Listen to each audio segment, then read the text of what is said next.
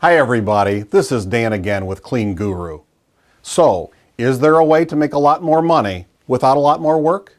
Well, yes, there just might be, and I'll talk about that in just a second. But before we do, there is something I hope you'll find equally interesting, and hopefully more than just interesting, valuable. Now, I haven't even put together a written ad or a video promotion for it yet, but yes, the book is finally ready. That's right, after spending over 20 years to learn the lessons in it, over 6 months to write it, and about that long waiting for the publishers and printers to do their work, it's, as they say, in the bag, ready and available to anyone who would like to get a copy for themselves. I won't waste any of your time here by pitching it, hopefully either by using our CleanBid program, reading our emails, or now watching these videos. You have some idea of what Tony and I are all about. And if you do, then you know that our book, as they say, isn't going to be like reading Shakespeare. It's not supposed to be. It's just the stuff that works, explained in a simple way to help the most people as possible, or at least the ones that take the time to read it. So that's it. You can find it by searching online, Discover the Guru in You, online at Amazon.com, or by clicking on the Buy the Book button on our site, which will take you to Amazon.com to our book. Okay, enough of that. Now back to our question for today. Can you make a lot more money without a lot more work? Well, in a way, yes. Let me tell you a quick story.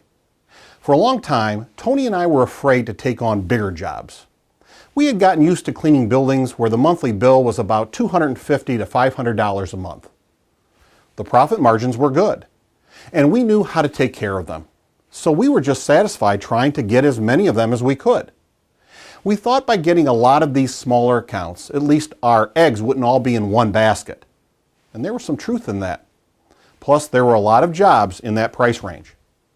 But after a while, we began to realize that starting a bigger job, let's say $1,500 to $4,500 a month, where we could make more money a month, but that there were not much more trouble than starting the smaller ones. That's right, it didn't take much more marketing, selling, or management time, at least not proportionately more. So let's think about that for just a minute. Does it take more marketing pieces to land a big account versus a small one? Not necessarily. Does it take more sales calls to land a big job versus a smaller one? Nope. Again, not necessarily.